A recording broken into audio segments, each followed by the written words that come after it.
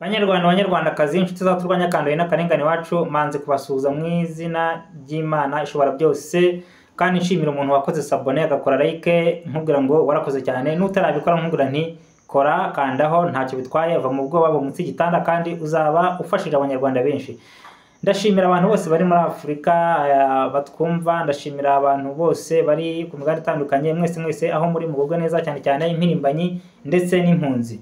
Ndagira ngo rero ngire icyo mvuga ku makuru amaze iminsi avugwa, nanjye rero natangaje kandi naratangaje sinabihakana, ariko ntago njya nemera abantu bakoreshwa n'inkotanyi kandi bagashaka kwibasira abandi cyane ko baba barareye n'indonke nkuko mubizi.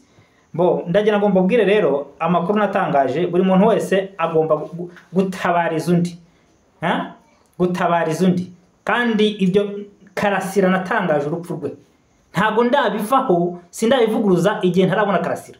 Nanjye mubonye ndi umwe mu bantu bakunda Karasira, nimubonye nkuko ejo babivuga, nababwiye ko bizanezeza kandi hari icyo nzavuga nyuma yo kumubona. Ibyo rero abantu bitonde, bere kujya bavuga ibintu batazi. Ntago nge naje kwitiranya amasanduka y'abantu n'ay'inzuki.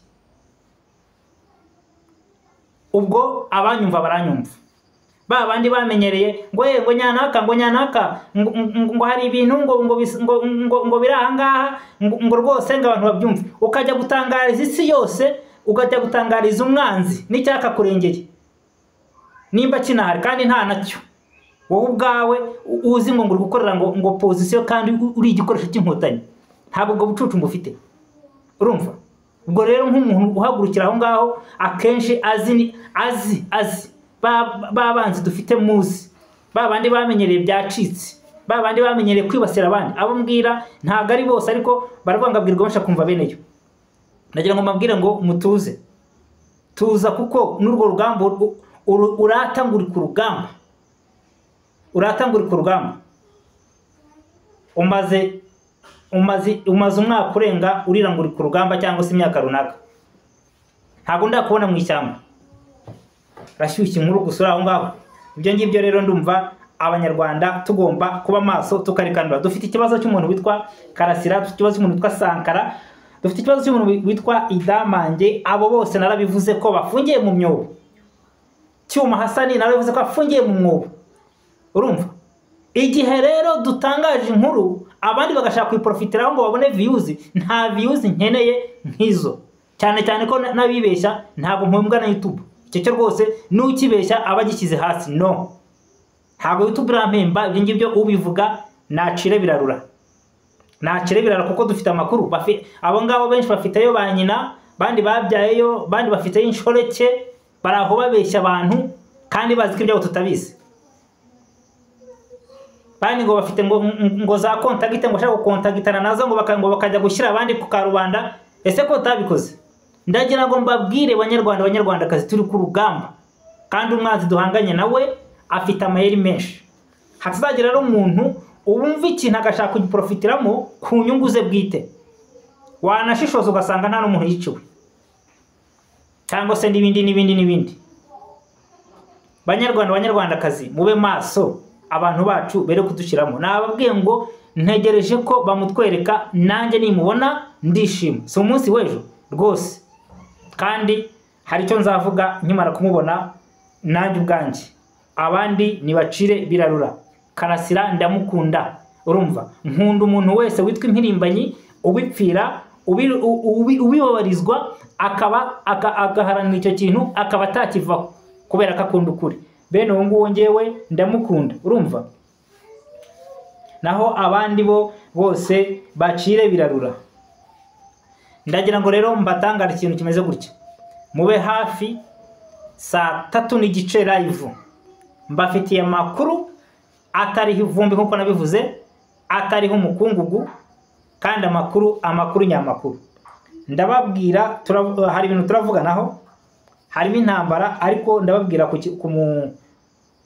ndababwira amakuru kuri Sankara mu buryo burambuye, mbaha amakuru kuri Karasira mu buryo burambuye, ntanga amakuru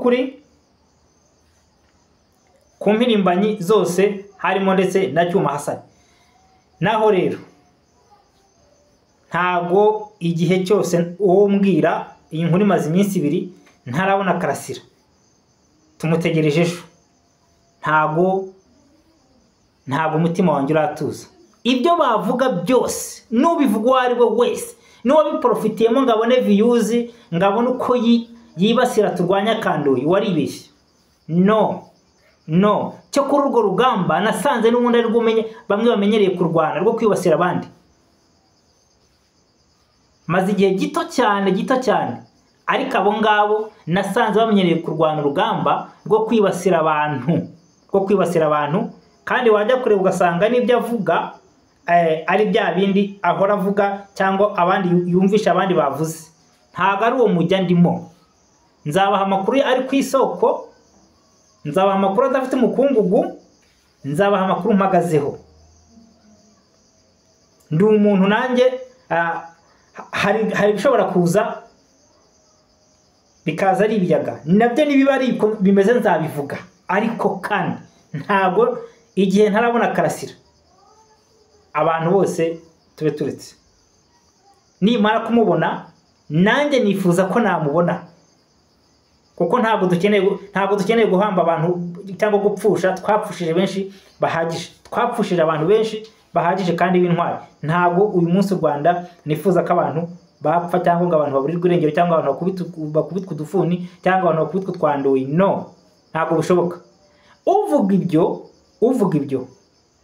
uyu munsi ndimo navuga ku rupfu, ku kigendanye n'urupfu rwa Kagame, nabyo ndagitangaho ikiganiro. Ndatangaho ikiganiro kandi n'ubwa mbere ndaba ngitanze, ndatangaho ikiganiro. Mbere yuko mwibasira abandi mujye mwitonda. Saa 3:30 mube hafi, ndabaha amakuru atariho umukungugu, atariho ivumbi. Ndabashimiye, murakoze cyane.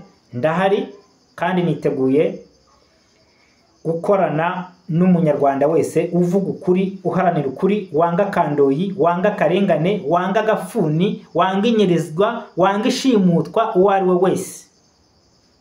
Havuyemo bya bindi twatuntu n'utundi turaho tudafite n'umumaro, abantu bapfa ubuntu bw'ubutiku buri aho ngaho bamenyereye kugira ngo bahore basenya abandi, kandi wanareba ugasanga byo bavuga ari indonke zabo. Ati nzajya ku rugamba, nzajyana na nyanaka. Ese ko mutaragenda? Ko ntarabona uhetse Semugi cyangwa uheke Karashinikov cyangwa uheke RPG? Nibura ngo tukurebere muri ubwo butwari, atari amagambo ubwira abantu. Ariko ngira nababwiye ko nditeguye. Ntawuzi umunota, ntawuzi isaha, nta bari batabimenya, ariko nditeguye. Murakoze cyane.